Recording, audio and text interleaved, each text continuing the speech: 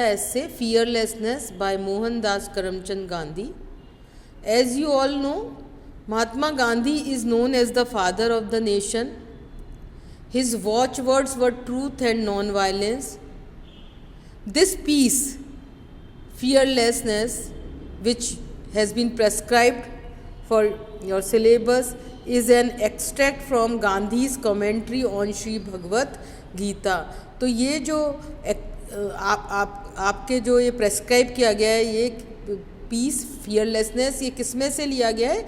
उनकी जो कमेंट्री थी महात्मा गांधी की उस श्री भगवद गीता पर उन्होंने कमेंट्री लिखी है.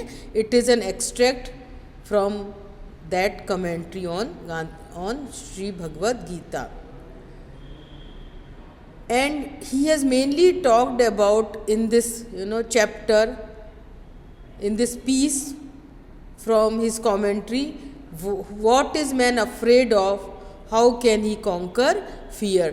तो इन्होंने इसमें जो है 2 प्रश्न उठाए हैं और उनके जवाब दिए हैं कि मैं एक तो आदमी जो है वो किससे डरता है और वो उस डर पर किस तरह से how can he get victory और विन ओवर दैट फियर, उस पर कैसे विजय प्राप्त कर सकता उस डर पर.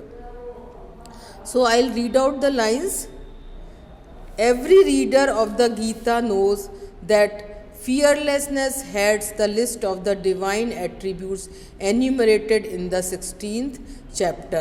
तो he is talking about the 16th chapter of Bhagavad Gita और कह रहे हैं कि जो भगवत गीता का जो 16th चैप्टर है उसमें डिवाइन एट्रीब्यूट्स को की लिस्ट है को गिनाया गया है. और डिवाइन एट्रीब्यूट जो दैवीय हमारे अंदर गुण होते हैं और उसमें उस लिस्ट में जो डिवाइन एट्रीब्यूट्स की लिस्ट है उसमें टॉप पर उन्होंने 16 चैप्टर में किसको रखा है? फियरलेसनेस को रखा गया है गीता में. तो कह रहे हैं कि fearlessness is one of the divine attributes और it is one of the most important divine attribute गुण है. और वो क्या है? निडरता.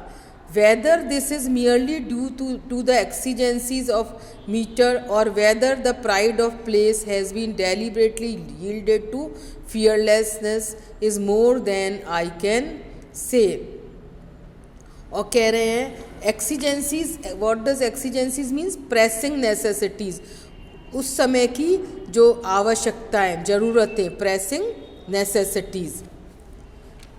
और कह रहे व्हाट इज़ ही सेइंग, कह रहे हैं कि जो गीता के 16 चैप्टर में जो डिवाइन एट्रीब्यूट्स का मेंशन किया गया है, दैवीय गुणों को जो मेंशन किया गया है, उसमें उसको फियरलेसनेस को लिस्ट में टॉप पर रखा गया है. और ये कह रहे हैं कि ये सिर्फ जो है मीटर की एक्सीजेंसीज के कारण है. और ये कह रहे हैं कि इसको जो ये जो दर्जा मिला इतना ऊंचा फियरलेसनेस को, वो ये कह रहे हैं कि या तो जो है रूल की अर्जेंसी को, नेसेसिटी को देखते हुए सिर्फ किया गया है, या ये कह रहे हैं कि इसको जो है इस गुण को, इस एट्रीब्यूट को, फियरलेसनेस को एक प्राइड ऑफ प्लेस पर रखा गया, जानबूझकर रखा गया. ये मैं जो है यही कह सकता हूँ और इससे ज़्यादा कुछ भी नहीं कह सकता कि इसको जो है सिर्फ रूल की एक्सीजेंसी या नेसेसिटी की वजह से नहीं रखा गया. इसको किस वजह से रखा गया? इसको जानबूझकर एक जो है गौरवपूर्ण स्थान दिया गया. किसको गौरवपूर्ण स्थान दिया गया? फियरलेसनेस को. In my opinion however fearlessness richly deserves the first rank assigned to it there. और कह रहे हैं मेरे खुद के ओपिनियन में, कह रहे हैं उनके खुद के ओपिनियन में भी फियरलेसनेस वो कह रहे हैं एक ऐसा एट्रीब्यूट्स है which deserves the first rank which has already been assigned to it there in the 16th chapter of Gita. For it is a sine qua non for the growth of the other noble qualities. Now sine qua non is an indispensable condition. एक जो है ज़रूरी शर्त जिसको हम बोलेंगे, एक आवश्यक शर्त जिसके बिना या स्थिति या जिसके बिना को जो है काम नहीं चले। तो वो कह रहे हैं कि फियरलेसनेस को वो भी जो है फर्स्ट रैंक जो देना चाहते हैं एट्रीब्यूट्स की रैंक्स में। उसका कारण ये कह रहे हैं क्योंकि फियरलेसनेस जो है एक इंडिस्पेंसेबल कंडीशन है, एक आवश्यक जो है स्थिति है, उस स्थिति में ही हमारी अदर नोबल जो क्वालिटीज़ हैं उनकी ग्रोथ हो सकती है, अदरवाइज उसकी ग्रोथ ही नहीं होगी। So fearlessness is indispensable for the growth of other noble attributes and qualities. It is the primary condition. How can one speak truth और चेरिश लव विदाउट फियरलेसनेस। वो कह रहे हैं कि जो है ट्रूथ, हम फियरलेसनेस के बिना हम ना तो सच्चाई सच बोल सकते हैं और ना ही हम किसी के प्रति जो है प्यार को चेरिश कर सकते हैं, उसको नरिश कर सकते हैं। तो फियरलेसनेस जो है वो दूसरे वर्च्यूज़ के लिए, दूसरे क्वालिटीज़ के लिए भी बहुत ज़रूरी है। फियरलेसनेस के बिना ना तो हम सच बोल पाएंगे और ना ही हम जो है लव को नरिश कर पाएंगे। He says as Pritam has it the path of Hari, the lord is the path of the brave and not of cowards.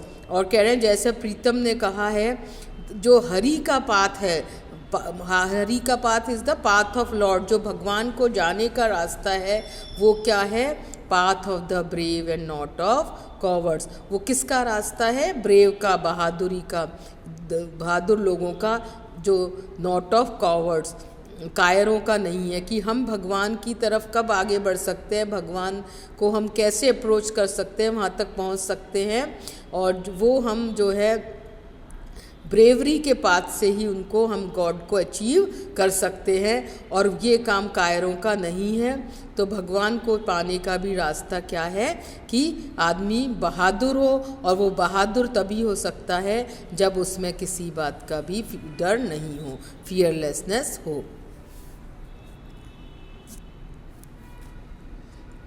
Hari here means truth, and the brave are those armed with fearlessness, not with the sword, the rifle and other carnal weapons which strictly speaking are affected only by cowards। और ये कह रहे हैं कि हरी का मतलब ये है कि जो है वो लोग जो कि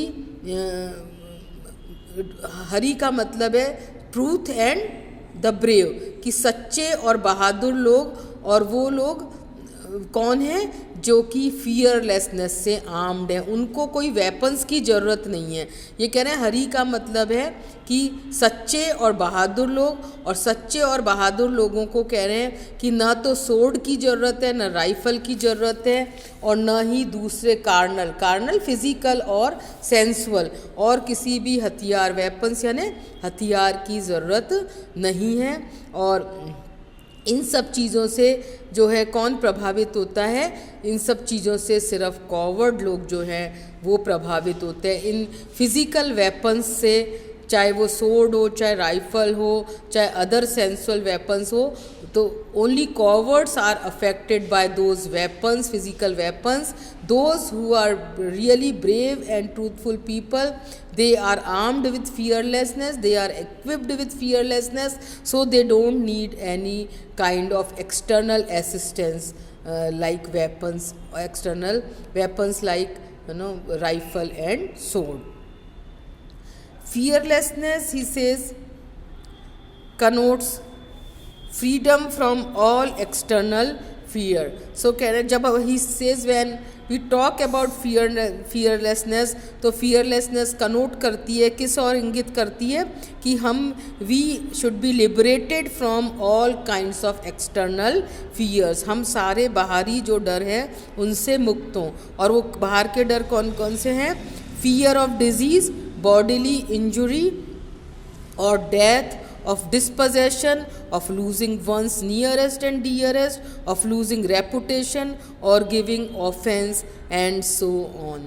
और कह रहे हैं कि when we talk of external fears, we mean fear of disease, हमें कोई बीमारी का डर हो, कोई बॉडीली इंजुरी का, कोई शारीरिक चोट का डर हो, या डेथ का, या ऑफ डिस्पोजेशन का, कि हमारे से कोई चीज़ छिन जाएगी, something will be taken away from us. Disposition होता है कोई चीज़ के आप पजेस करते हैं, मालिक हैं, और वो आपसे मालिकाना हक छीन लिया जाए। या हमारा कोई रिश्तेदार जो हमको बहुत नियर और डियर है, उसको खोने का डर, या हमको इज्जत खोने का डर, या हमें किसी को नाराज़ करने का डर।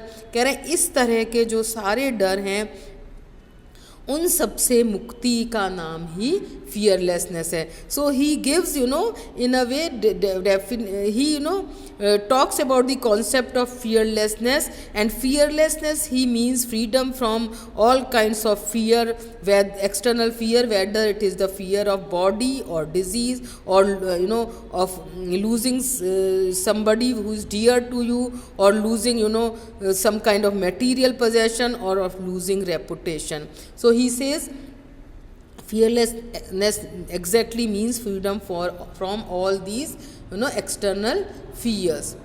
He says one who overcomes the fear of death does not surmount all other fears as is commonly but erroneously supposed.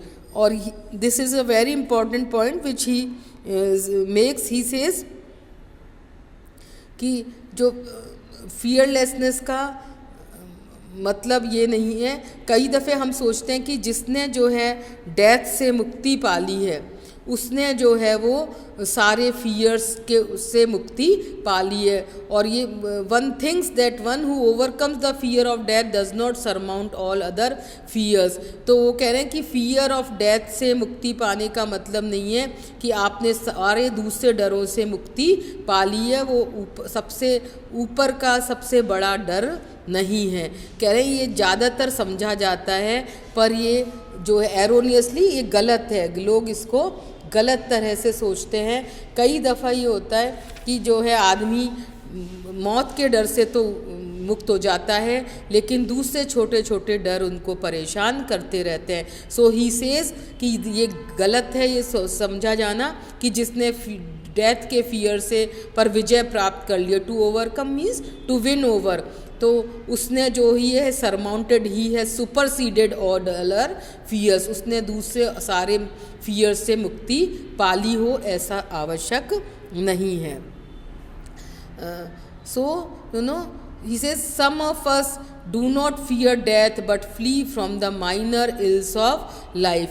कह रहे हैं there are certain people who they are not though they are not afraid of death but they flee, भागते हैं, they try to escape from the minor problems of life, minor ills of life, minor problem, so they are not brave enough to face even the minor challenges of life. So I'll take up the remaining part of the essay in the next lecture. Thank you.